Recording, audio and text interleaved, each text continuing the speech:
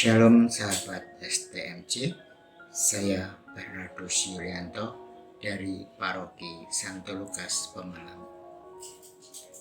Bacaan hari ini Minggu 16 April 2023 diambil dari Injil Yohanes bab 20 ayat 19 sampai 31. Dari perikop itu, satu ayat yang mengesankan bagi saya adalah ayat 25. Maka kata murid-murid yang lain itu kepadanya, "Kami telah melihat Tuhan."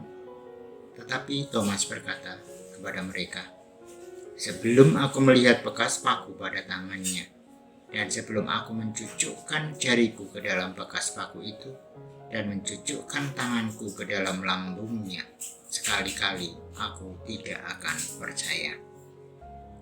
Kita seringkali lebih mengarahkan pada hal-hal yang bersifat fisik atau indrawi. Itu sebabnya kita sering menganggap tokoh tertentu perlu hadir secara nyata dalam hidup kita. Tanpa kita sadari, kita mengalami hal yang sama seperti yang dialami oleh Thomas. Kita hanya dapat mempercayai apa yang kita bisa sentuh, dengar, dan lihat secara fisik. Dalam bacaan, kita menemukan Thomas dalam kisah kebangkitan Tuhan Yesus yang merasa perlu melihat serta mencucukkan jari dan tangannya pada bekas paku di tangan Yesus dan lubang bekas tikaman tombak pada lambung Yesus. Yesus yang sekalipun saat itu tidak hadir secara fisik untuk mendengarkan perkataan Thomas.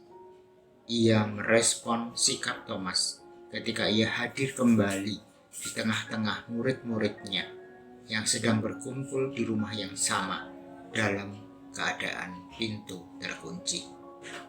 Saat itu Yesus mengizinkan Thomas untuk menaruh jari di bekas paku dan mengizinkan Thomas untuk menaruh jari di bekas tangannya dan juga mencucukkan tangan ke lambung Yesus.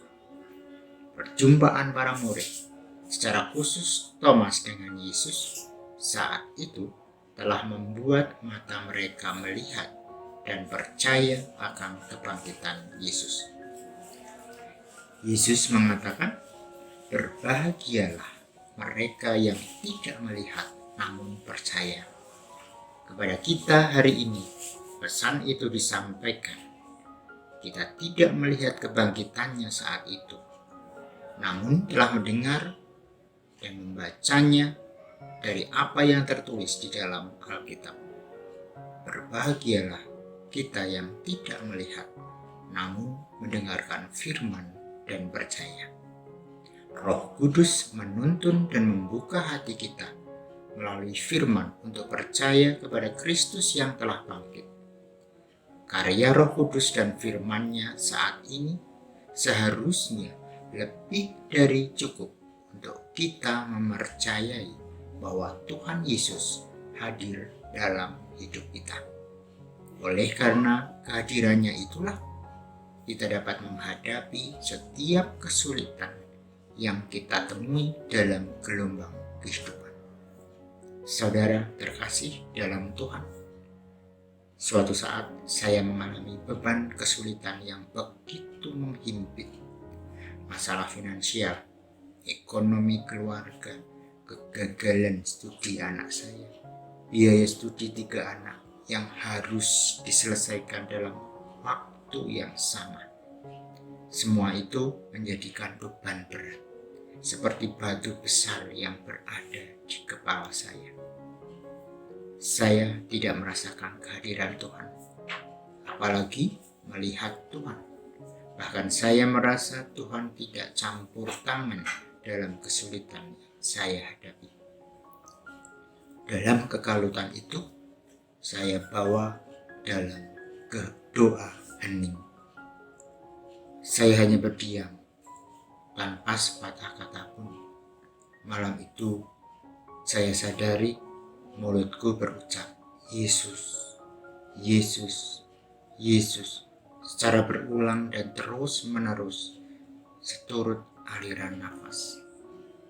hingga saya merasakan sesuatu yang hangat mengalir di sepanjang tulang belakangku, menuju tengkuk, dan berhenti berubah merasakan seakan sebuah batu besar di atas tengkukku.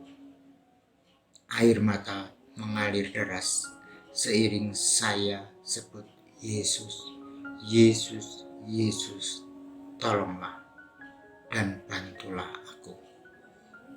Kembali saya rasakan suatu aliran hangat mengalir ke kepala hingga akhirnya saya merasakan beban batu besar itu lepas di atas ubun-ubun. Rasa ringan yang luar biasa yang tidak pernah saya rasakan sebelumnya. Hal ini saya yakini sebagai kehadiran Tuhan, campur tangan Tuhan. Hal ini terbukti sehari kemudian. Seluruh kesulitan itu dapat teratasi lewat orang-orang di sekitarku yang membantu aku. Saya tidak pernah melihat kehadiran Tuhan secara fisik, namun saya bisa merasakan kehadiran Tuhan lewat Roh-Nya yang kudus.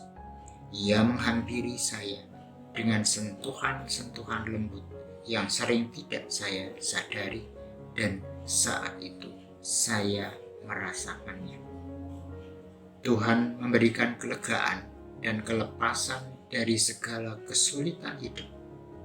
Tuhan selalu hadir dalam hidup saya ketika saya mau menyapa Tuhan, yakin dan percaya akan kasih dan penyertaan-Nya.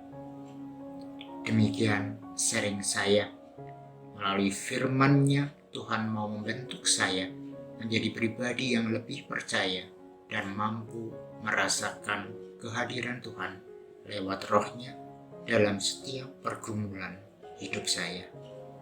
Terpujilah Tuhan. Tuhan memberkati.